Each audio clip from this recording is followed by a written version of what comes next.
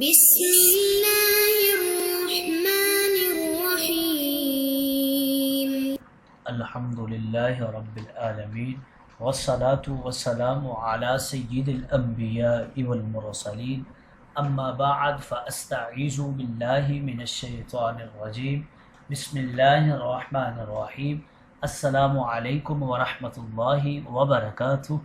عزیز طلبہ کرام، امید کرتا ہوں احباب خیر سے ہوں گے۔ انشاءاللہ آج ہم مشکاۃ المصابیح کے درس نمبر 223 میں باب المزاح فصل ثانی سے حدیث نمبر 4890 سے لے کر 4892 تک پڑھنے کی سعادت حاصل کریں گے۔ آج کے درس میں ان احادیث مقدسہ کا ترجمہ ہوگا اور ساتھ ساتھ ان احادیث مبارکہ کی توضیح و تشریح کرنے کی سعادت حاصل کریں گے۔ تو آئیے طلبہ کرام بلا تاخیر بڑھتے ہیں اپنے آج کے درس کی طرف۔ بسم اللہ الرحمن الرحیم۔ حضرت عوف بن مالک اشجعی رضی اللہ تعالی عنہ راوی ہیں۔ وعن عوف بن مالک الاشجعی قال اتیت رسول اللہ صلی اللہ علیہ وسلم فی غزوة تبوک وهو فی قبة من آدم فسلمت فرد علی وقال ادخل فقلت اکل لی یا رسول اللہ قال كلك فدخلت قال عثمان بن ابي العاتق انما قال ادخل كلي من صغر القبة رواہ ابو داود۔ حضرت عوف بن مالک اشجعی رضی اللہ تعالی عنہ راوی ہیں۔ آپ روایت کرتے ہیں کہ غزوہ تبوک کے دوران ایک دن میں رسول کریم کی خدمت میں حاضر ہوا۔ اس وقت آپ چمڑے کے خیمہ میں تشریف فرما تھے۔ میں نے آپ کو سلام کیا، آپ نے سلام کا جواب دیا اور فرمایا کہ اندر آ جاؤ۔ میں نے مزاح کے طور پر عرض کیا یا رسول اللہ میں سارے کا سارا اندر آ جاؤں، یعنی سارے جسم کو اندر لے آؤں؟ آپ نے فرمایا سارے بدن کو اندر لے آؤ۔ چنانچہ میں خیمہ کے اندر داخل ہو گیا۔ حضرت عثمان ابن ابو عاتقہ جو اس حدیث کے راوی ہیں کہتے ہیں کہ حضرت عوف نے یہ بات کہ کیا میں سب کا سب اندر آ جاؤں اس مناسبت سے کہی تھی کہ خیمہ بہت چھوٹا تھا۔ یہ ابو داود کی روایت ہے۔ گویا تاجدار انبیاء کے صحابہ کرام سے بے تکلفی بڑی کمال کی تھی۔ اکلی غزوہ تبوک کے موقع پر مزاح کا یہ واقعہ پیش آیا کہ تاجدار انبیاء ایک خیمے میں تشریف فرما تھے اور خیمہ بہت چھوٹا تھا، اندر جگہ بھی کم تھی۔ تاجدار انبیاء نے ان کو اندر آنے کا فرمایا تو صحابی رسول عوف بن مالک اشجعی نے جواباً فرمایا یا رسول اللہ پورا ہی آ جاؤں یا جسم کا کچھ حصہ باہر چھوڑ کر اندر آ جاؤں، کیونکہ جگہ تو کم ہے۔ اس لفظ میں مزاح کا عنصر ہے۔ اس پر تاجدار انبیاء نے فرمایا کہ پورے آ جاؤ، کوئی حصہ باہر چھوڑ کر اندر نہ آؤ۔ اس حدیث سے یہ بھی معلوم ہو گیا کہ جس طرح صحابہ کے سامنے تاجدار انبیاء کبھی کبھی خوش طبعی اور مزاح کی بات فرماتے تھے، اسی طرح صحابہ کرام بھی تاجدار انبیاء کے سامنے مزاح کر لیا کرتے تھے۔ سبحان اللہ، کیا جنتیوں کی مجلس تھی۔ بہرحال مزاح سے متعلق یہ چند احادیث جن کو اس باب کے اندر ذکر کر دیا گیا ہے۔ اگلی حدیث مقدسہ کی طرف بڑھتے ہیں۔ حضرت نعمان بن بشیر رضی اللہ تعالی عنہ راوی ہیں۔ قال استأذن ابو بکر علی النبی صلی اللہ علیہ وسلم فسمع صوت عائشة عالیا فلما دخل تناولها ليلتمها وقال لا أراك ترفعين صوتك على رسول الله صلى الله عليه وسلم فجعل النبي صلى الله عليه وسلم يحجزه وخرج أبو بكر مغضبا فقال النبي صلى الله عليه وسلم حين خرج أبو بكر كيف رأيتني أنقذتك من الرجل؟ قالت فمكث أبو بكر أياما ثم استأذن فوجدهما قد اصطلحا فقال لهما ادخلاني في سلمكما كما ادخلتماني في حربكما فقال النبي صلی اللہ علیہ وسلم قد فعلنا رواہ ابو داود۔ حضرت نعمان ابن بشیر رضی اللہ تعالی عنہ راوی ہیں، کہتے ہیں کہ ایک دن حضرت ابو بکر صدیق آپ نے نبی کریم کی خدمت میں حاضر ہونے کے لیے دروازے پر کھڑے ہو کر آپ سے گھر آنے کی اجازت طلب کی۔ جبھی انہوں نے حضرت عائشہ کی آواز کو سنا جو زور زور سے بول رہی تھی، پھر جب وہ گھر میں داخل ہوئے تو انہوں نے حضرت عائشہ کا ہاتھ پکڑا اور تمانچہ مارنے کا ارادہ کیا اور کہا خبردار آئندہ میں تمہیں رسول کریم کی آواز سے اونچی آواز میں بولتے ہوئے نہ سنوں۔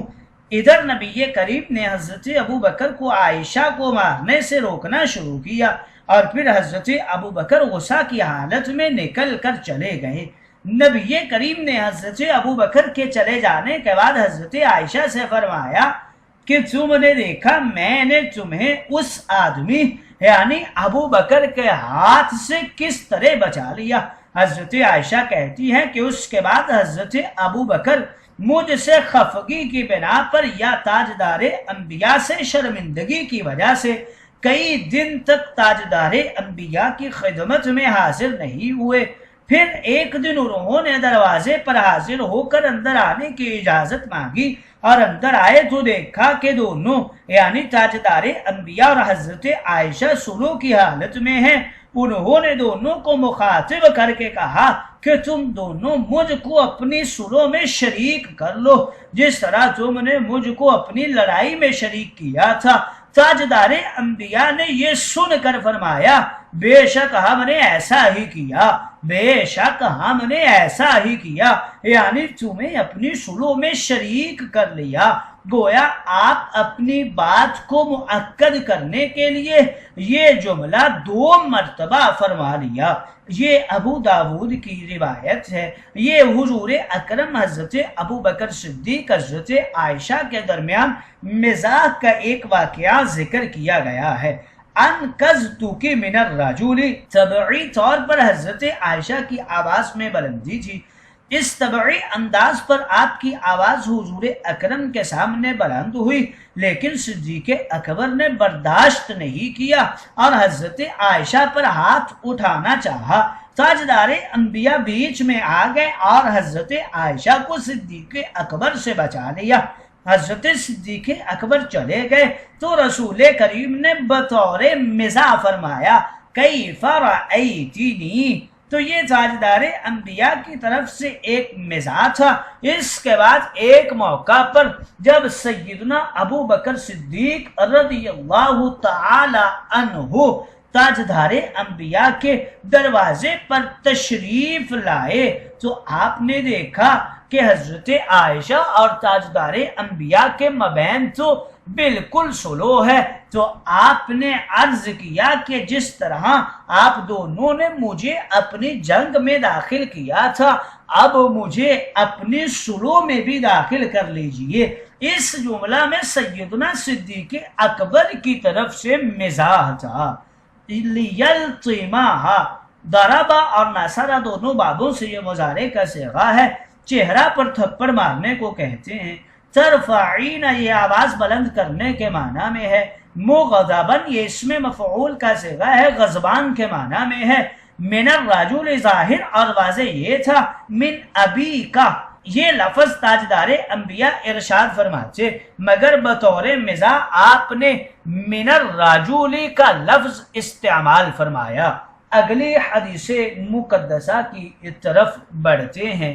حضرت ابن عباس رضی اللہ تعالی عنہ راوی ہیں، وعن ابن عباس عن النبی صلی اللہ علیہ وسلم قال لا تمازع اخاك ولا تمازحه ولا تعده موعدا فتخلفه رواہ الترمذی وقال هذا حدیث غریب۔ حضرت ابن عباس نبی کریم رؤوف الرحیم تاجدار انبیاء حبیب کبریا صلی اللہ علیہ وسلم سے ارشاد سے روایت کرتے ہیں کہ آپ نے فرمایا تم اپنے مسلمان بھائی سے جھگڑا نہ کرو، اس سے ایسا مذاق نہ کرو جس سے اس کو تکلیف پہنچے، اور نہ ایسا وعدہ کرو جس کو پورا نہ کر سکو۔ حضرت شیخ عبدالحق نے لا تعیدہ موعدا فتخلفہ کا ترجمہ کچھ یوں کیا ہے کہ تم وعدہ نہ کرو جیسا کہ وعدہ کیا جاتا ہے تاکہ تم وعدہ خلافی نہ کرو، یعنی اگر وعدہ کرو تو اس کو پورا کرو، یا پھر سرے سے وعدہ کرو ہی نہ، اور وہ وعدہ کا راستہ ہی بند کر دو کہ وعدہ خلافی کے وبال میں پڑنے کا تمہیں خوف ہی نہ رہے۔ اس روایت کو ترمذی نے نقل کیا ہے اور کہا ہے کہ یہ حدیث غریب ہے۔ لا تمازحہ یعنی ایسا مذاق نہیں کرنا چاہیے جس سے کسی انسان کو ایذا اور تکلیف پہنچے۔ مذاق کا مطلب انبساط اور خوش طبعی ہے، انقباض اور بدخلقی نہیں ہے۔ جس مذاق سے کسی کو تکلیف پہنچے اور اس کی طبیعت جو ہے وہ مجروح ہو، عزت نفس مجروح ہو، اور اس کو تکلیف ہو، شرمندگی کا سامنا ہو، اس کی رسوائی ہو، اس طرح کے مزاح کی اجازت شریعت نہیں دیتی۔ شرعی حدود میں رہتے ہوئے مزاح کو شریعت نے جائز قرار دیا ہے، اور یاد رہے کہ اس باب میں فصل ثالث نہیں ہے۔